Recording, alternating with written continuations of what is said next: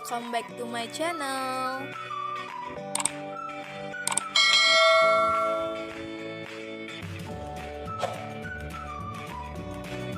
Baiklah, pada pertemuan kali ini kita akan membahas tentang sel. Oke, topik yang pertama adalah sejarah tentang sel. Sebelum kita lanjut, kita harus tahu apa sih itu sel? Cara penemuan sel. Sel berasal dari kata Latin yaitu sel yang berarti ruangan kecil. Dan orang yang pertama kali mengemukakan adanya sel ini adalah Robert Hooke pada tahun 1665. Ia melakukan pengamatan terhadap sehatan gabus dengan menggunakan mikroskop. Dan Hooke ini melihat adanya ruangan-ruangan kecil yang menyusun gabus tersebut. Dan ruangan kecil inilah yang dinamakan dengan sel. Selanjutnya, ada 8 orang para ahli yang mengemukakan pendapat tentang sel.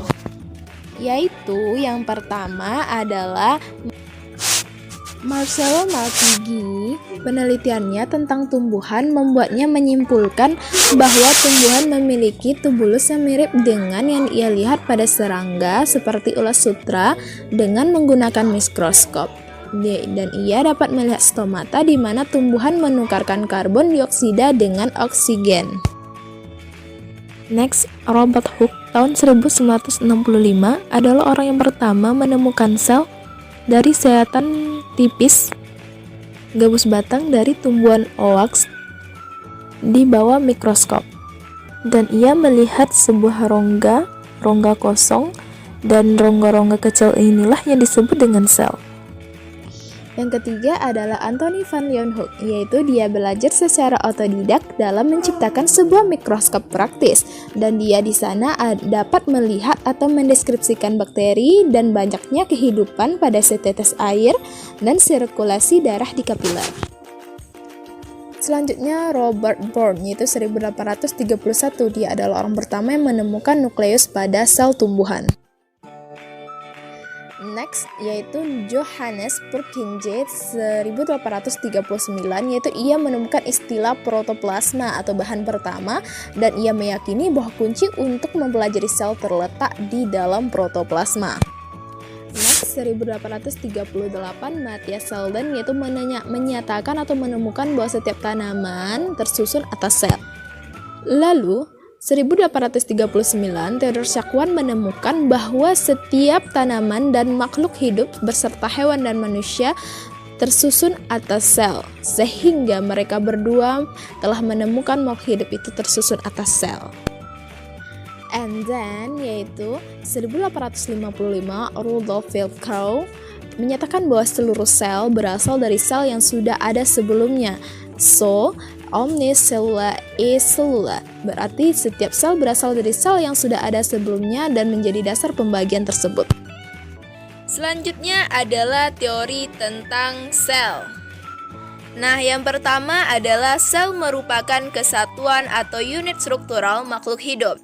Teori ini dikemukakan oleh seorang yang bernama Jacob Sheldon pada tahun 1804 sampai 1801 dan Theodor Schwann 1810 sampai 1882. Nah, tahun 1839 Sheldon ini yang ahli botani berkebangsaan Jerman mengadakan pengamatan mikroskopis terhadap sel tumbuhan, sehingga pada waktu yang bersamaan Theodor Schwann melakukan pengamatan terhadap sel hewan. Next, yang kedua adalah sel sebagai unit fungsional makhluk hidup. Nah, teori ini dikemukakan oleh Max Schulze pada tahun 1825 sampai 1774. Ia menyatakan bahwa protoplasma merupakan dasar fisik kehidupan, sehingga protoplasma bukan hanya bagian struktural sel saja, akan tetapi juga merupakan bagian penting sel sebagai tempat berlangsungnya reaksi-reaksi kimia kehidupan.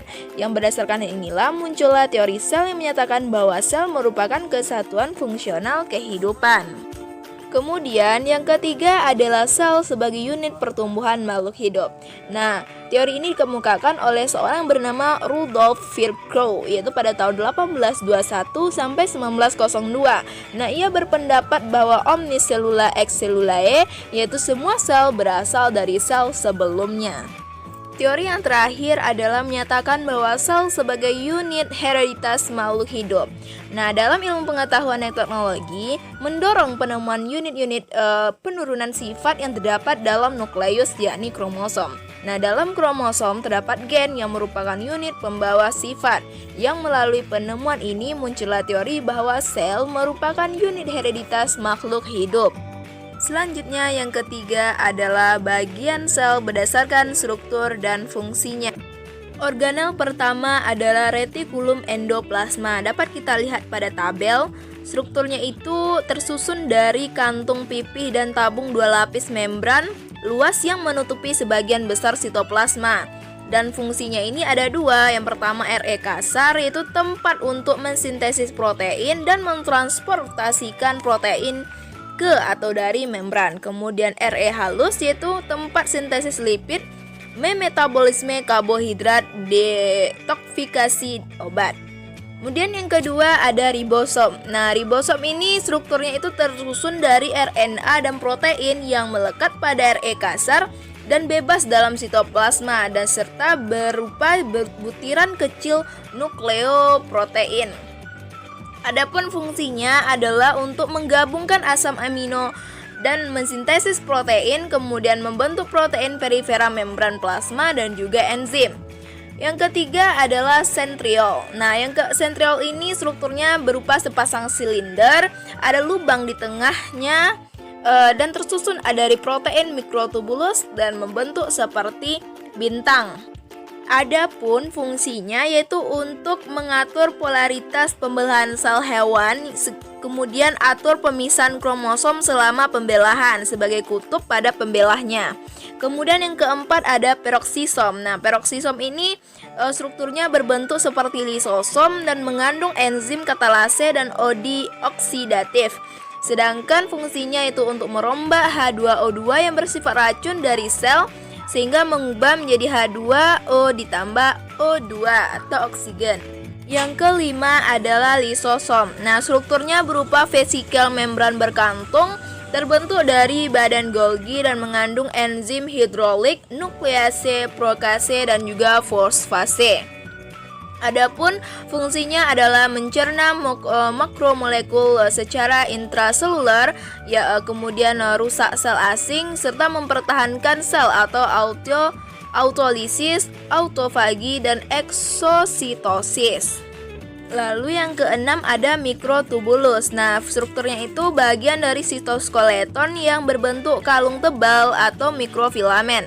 Kemudian fungsinya yaitu untuk memberi bentuk pada sel, kemudian berikatan dengan sentriol, silia, dan juga flagel.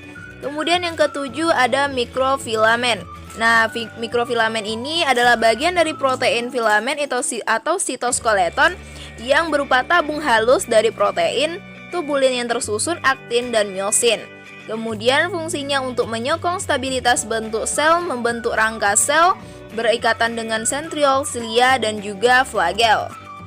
Kemudian selanjutnya adalah badan Golgi. Nah, bisa kita lihat pada tabel ini strukturnya itu berupa kantung pipih yang bertumbuk tersusun, ukuran besar dan kecil, kemudian terikat oleh membran. Dan fungsinya yaitu untuk memproses protein dan molekul yang dibawa ke membran atau luar sel atau glikosylasi yang membentuk lisosom, sintesis karbohidrat protein, lemak yang menghasilkan lilin atau lendir pada tanaman, bentuk dinding sel dan juga membran sel. Kemudian yang kesembilan ada mitokondria. Nah, bisa kita lihat bahwa strukturnya itu tersusun dari membran luar, dalam, dan krista matriks. Nah, membran luar ini merupakan pembatas dan membran dalam itu melangsungkan rantai respirasi. Adapun fungsinya yaitu tempat terjadinya respirasi seluler yang menghasilkan ATP atau energi, dan krista yaitu menghasilkan ATP, sedangkan matriks dikelilingi oleh membran dalam dan ada juga enzim untuk respirasi seluler, ada ribosom dan DNA, kemudian oksidasi asam lemak dan katabolisme asetil koenzim. Yang ke-10 ada nukleus. Nah, ini merupakan inti dari sel, merupakan organel terbesar yang dilapisi membran inti yang berpori atau eukariotik. Merupakan pertukaran materi nukleoplasma dengan sitoplasma. Nah, ada nukleolus atau tempat bentuk atau matangan RNA ribosomal, kemudian berfungsi untuk mengendalikan proses metabolisme dan simpan gen dalam bentuk DNA. Kemudian untuk atur ekspirasi gen, lalu tempat terjadinya replikasi dan juga transkrip DNA. Kemudian yang terakhir ada membran sel atau model mosaik cair. Nah, strukturnya ini berupa lembar tipis dari molekul lipid, protein dan sedikit karbohidrat dan juga sifatnya. Kemudian melindungi bagian dan berfungsi untuk melindungi bagian dalam sel, itu tempat keluar masuknya ion molekul dan molekul. Kemudian materi yang keempat adalah struktur, fungsi dan proses pada membran sel. Yang pertama adalah struktur membran sel.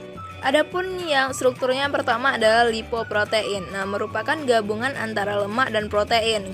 Kemudian yang kedua ada glikoprotein, yaitu merupakan senyawa karbohidrat yang berikatan dengan protein. Kemudian ada glikolipid yang merupakan senyawa karbohidrat yang berikatan dengan lipid. Lalu ada fosfolipid yang merupakan gabungan antara lemak dan fosfat yang bersifat hidrolik dengan ujung polar atau larutan dalam air. Next, yaitu fungsi membran sel. Fungsinya yaitu untuk melindungi bagian sel yang terletak di bagian yang lebih dalam atau sebagai pembatas antar sel dengan isi sel dan bagian luar sel.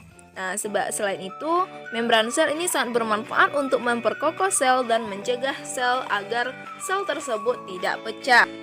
Kemudian, yang ketiga adalah proses pada membran sel. Nah, yang pertama adalah difusi. Nah, difusi ini merupakan peristiwa perpindahan zat dari konsentrasi tinggi atau hipertonis ke konsentrasi yang lebih rendah atau hipotonis. Kemudian yang kedua adalah osmosis. Osmosis merupakan kebalikan dari difusi, yakni peristiwa perpindahan molekul zat pelarut dari konsentrasi rendah ke konsentrasi yang lebih tinggi.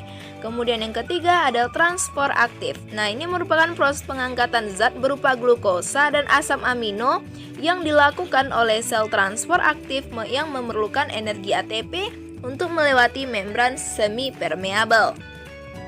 Kemudian yang keempat adalah endositosis, yaitu merupakan peristiwa masuknya suatu zat ke dalam sel akibat terjadinya lekukan pada membran sel. Nah, sehingga mengakibatkan suatu zat terjebak di dalamnya. Kemudian yang kelima, eksositosis, merupakan kebalikan dari endositosis ini, yakni peristiwa keluarnya suatu zat yang terbungkus oleh membran sel. Kemudian yang kelima adalah pembagian daur sel. Oke, yang pertama adalah interfase. Nah, ini adalah awal dari terjadinya pembelahan, yaitu pembelahan sel yang di dalamnya ada fase-fase yang harus dilewati. Sebagaimana bisa kita lihat pada gambar ini, yaitu yang pertama adalah fase G1. Nah, di fase ini dikenal dengan gap pertama. Nah, sel tumbuh membesar dan organel juga disalin dan terbentuknya dinding molekuler pada fase ini. Kemudian pada fase S. Nah, S ini adalah sel mensintesiskan salinan DNA dalam nukleusnya. Nah, sel menduplikat struktur pengorganisasian mikrotubulus yang dinamai dengan sentrosom. Nah, sentrosom ini membantu memisahkan DNA selama fase M nantinya atau mitosis. Kemudian yang ketiga adalah fase G2. Nah, fase G2 ini atau gap kedua ini ditandai dengan semakin besarnya sel. Nah, pada fase ini juga terbentuklah protein serta organel. Nah, setelah semuanya selesai, fase mitosis siap dimulai.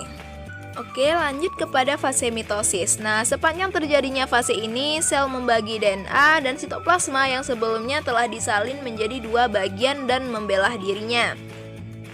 Nah, di dalam fase meiosis ini atau mitosis ini ada 4 tahapan yang terjadi. Yang tahapan pertama diawali dengan profase, lalu metafase, anafase, dan diakhiri dengan telofase. Nah, setelah semua proses ini berakhir, sel-sel yang baru terbentuk tadi akan memulai siklus barunya sendiri, sehingga siklusnya sama dengan siklus yang dialami oleh induk mereka tersebut. Nah, begitupun seterusnya sampai akhirnya makhluk hidup yang bersangkutan mengalami kematian. Nah, pada saat itulah siklus sel juga akan menemui akhirnya. Nah, panjangnya waktu siklus sel ini berbeda antara satu makhluk hidup dengan makhluk hidup lainnya. Sebab apa? Sebab pada manusia lazimnya siklus sel berlangsung selama 24 jam. Nah, pada binatang yang lebih kecil bahkan bisa hanya memakan waktu selama 9 jam saja. Selanjutnya, topik yang keenam adalah perbedaan proses metabolisme pada sel.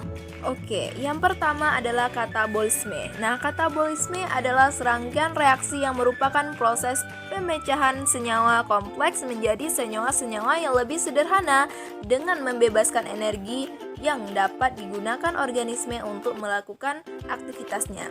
So, intinya itu yaitu merubah senyawa kompleks yang kompleks atau sempurna kepada senyawa-senyawa yang lebih sederhana.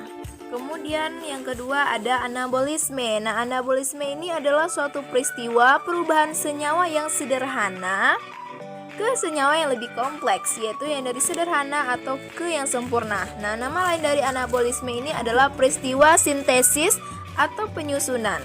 Nah, anabolisme ini memerlukan energi, misalnya energi cahaya untuk fotosintesis dan energi kimia untuk kemosintesis. Nah, contohnya itu adalah fotosintesis dan kemosintesis. Nah, anabolisme ini menggunakan energi cahaya yang dikenal dengan fotosintesis, sedangkan anabolisme yang menggunakan energi kimia dikenal dengan kemosintesis. Lalu yang terakhir adalah keajaiban sel sebagai bukti kebesaran Allah Subhanahu wa taala. Yaitu Allah telah berfirman dalam Al-Qur'an surah As-Fussilat surat ke-41 ayat 35 yang artinya, dan sifat-sifat yang baik itu tidak akan dianugerahkan kecuali kepada orang-orang yang sabar dan tidak dianugerahkan kecuali kepada orang-orang yang mempunyai keberuntungan yang besar. Nah, arti ayat ini adalah yaitu mewariskan sifat-sifatnya, yaitu sel merupakan suatu yang mengandung sebuah gen yang akan mewariskan sifat orang tuanya. Kemudian juga Allah berfirman dalam Al-Quran surah Al-Ankabut ayat ke-43 dan juga surah Maryam ayat ke-4. Baiklah, hanya itu yang bisa saya sampaikan tentang pembahasan ketiga, yaitu tentang sel. Jika ada kata yang salah mohon dimaafkan. Sekian, terima kasih. Thanks for watching. See you next time. Bye. Wassalamualaikum warahmatullahi wabarakatuh.